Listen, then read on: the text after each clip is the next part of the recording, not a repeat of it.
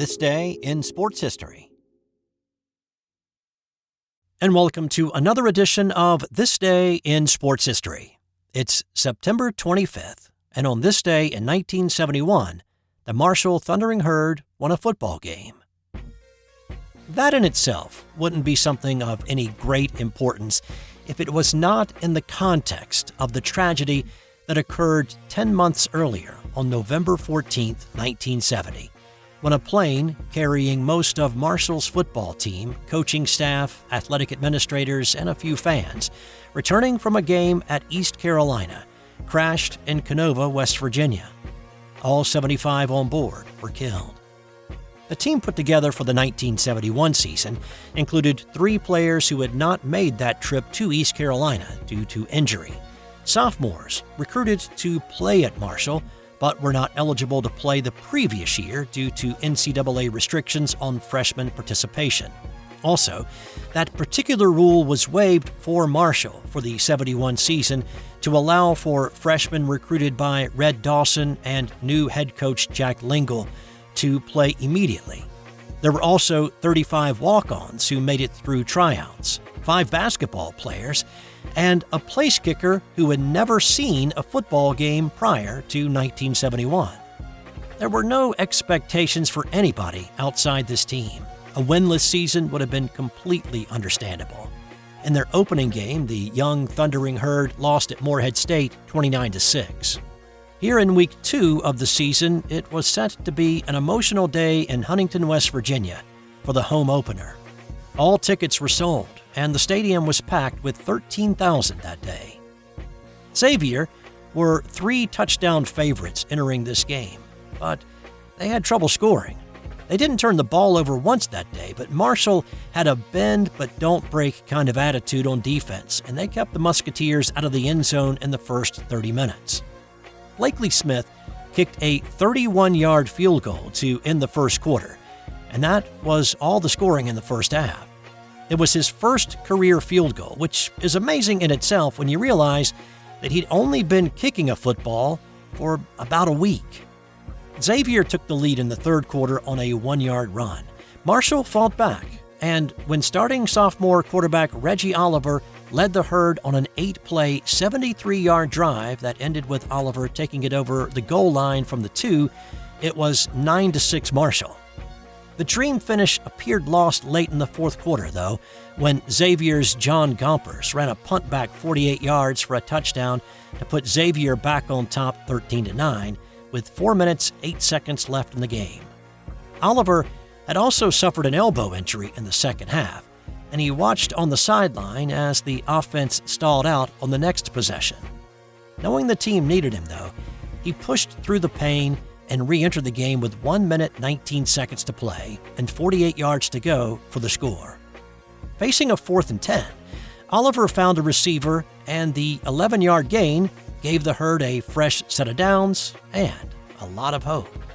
They picked up another crucial first down seconds later when Oliver hit Jerry Aerosmith, who was brought down at the 13-yard line. And that set up the final play of the game. With 1 second left on the clock, Oliver found fullback Terry Gardner open at the 10. Jack Crabtree picked up the key block to free Gardner to get into the end zone with no time left. In their first home game since the tragic plane crash 10 months earlier, the Marshall Thundering Herd had won the game 15-13. Head coach Jack Lingle called it a heck of a satisfying day. And of course, the story of the tragedy and the recovery of the program, along with the win on this day, was told in the 2006 movie We Are Marshall, starring Matthew McConaughey as Coach Lingle. Marshall went on to win one other football game that season, beating Bowling Green 12-10 in their third home game of the year. This game against Xavier put the teams on opposite trajectories, though. While Marshall would build off this win and go on to win 1AA national titles in 1992 and again in 1996, Xavier struggled, losing upwards of $200,000 a year on the football program, and it was shut down after the 1973 season. On this day in 1982, It was another special win on the gridiron for a college team, but this one was for a completely different reason. The Northwestern Wildcat football team of the mid-70s and 80s defined futility. From 1976 through 1981, that's 6 seasons, the Wildcats won a total of 3 games. If it hadn't been for a 27-22 win at home over Wyoming on September 15, 1979, the losing streak that I'm working up to would have been 13 games longer. But they did win that game, so starting on September 22, 1979, when the Northwestern Wildcats lost 54-21 to Syracuse, through to this day in 1982, they lost 34 consecutive football games. Over that span, they were shut out 8 times, outscored by an average of 30 points a game, and only came close 3 times in that stretch of ending the futility early. There was a close 4-point loss to number 16 Purdue in 1979. They lost by a touchdown to number 11 Michigan in 1980. And they came closest to breaking the losing streak on the opening weekend of the 81 season, dropping a 21-20 heartbreaker to Indiana. But this is a story about triumph, about redemption, a never give up, never say die spirit. So on this day, Northwestern, led by future NFL head coach Dennis Green on the sideline, finally snapped their string of 34 consecutive losses with a 31-6 trouncing of Northern Illinois. It was certainly cause for celebration, and the students stormed the field. They tore down the goalposts and then laked them in Lake Michigan. The Wildcats would go on to win 2 more games that season, beating a bad Minnesota team 2 weeks later and a not very good Michigan State team in November. Now, this was not the start of a turnaround. It would not be until 1995 that the Northwestern football team would post a winning record. Of course, in '95, they surprised all of college football with an undefeated run through the Big Ten, a number 3 ranking, and a trip to the Rose Bowl. The 34-game losing streak is still the FBS record, but it pales in comparison to the All-Divisions record that I'll talk about in a few days. On this day in 2000, Vince Carter defied gravity, physics, geometry, along with expectations of what is humanly possible. Carter, also known as Air Canada, nearly broke away from the planet's gravitational pull. So the game in which this happened was a preliminary round game in the 2000 Olympics, held in Australia that year. The U.S. were playing France, and with a little over 16 minutes to play, the U.S. had a comfortable 15-point advantage. France rebounded a Gary Payton miss, and they thought they were about to go on a fast break, but a sloppy, no-look behind-the-back pass was easily poached by Vince, and there was no time to request takeoff from the tower. He simply gunned the throttle and elevated quickly over 7-foot 2-inch Fredrick Weis. Weis said later he was trying to draw the charge. If he had to do it all over again, he would have just cleared the runway.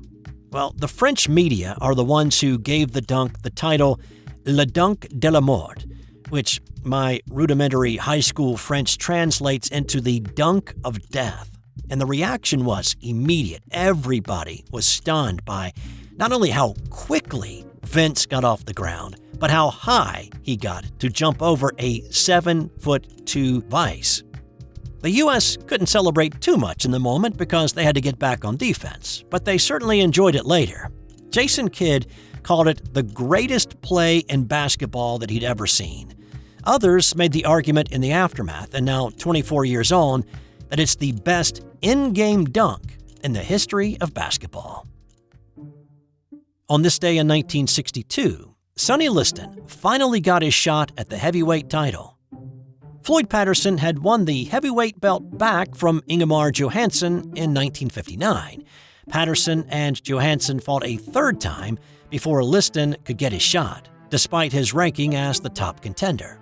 The problem was, there were a lot of people who did not want Patterson to step into the ring with Liston. Patterson's trainer Customato had a healthy fear of Liston's 15-inch fists and what they could do to his fighter. But he claimed that Liston's relationship with the Chicago mob was the real reason, and at this point, that was a concern. There were also racial undertones. Despite both of these fighters being black, white America and most of black leadership in the country in 1962 preferred the clean-living Patterson, known as the Gentleman of Boxing, over Liston, who could not read, barely write more than his name, and had spent time in prison. Even the president, JFK, got involved. He strongly urged Patterson to forego any fight with Liston. But Liston had earned his shot, and Patterson finally relented. And so on this night, the pair met in the ring in Chicago's Comiskey Park. And while the country favored Patterson, the gamblers favored Liston as an 8-5 betting favorite. It was one of those rare occasions when the challenger was favored over the champion. And not only was Liston a more powerful fighter, but he had a long reach. Plus, he outweighed Floyd by 25 pounds. And this fight was over quickly. Patterson took a beating in the opening seconds. He tried to get inside and utilize his speed, but he just couldn't reach the big bear. Liston landed a powerful left hook to the champ's jaw and followed that up with a huge right uppercut, and Patterson was done. It took all of 2 minutes and 6 seconds for Sonny Liston to win the heavyweight title. Time now for today's non-sports Did You Know? In the movie Star Wars: A New Hope, that's the first one that came out, but episode 4 in the lineup, Darth Vader is on screen for only 11 minutes. That's all I've got for you today. This and every episode of This Day in Sports History is researched, written, voiced, and produced by me, Steve White. Enjoy the rest of your day, and I'll see you back here tomorrow for another edition of This Day in Sports History. This has been an original Thrive Suite production.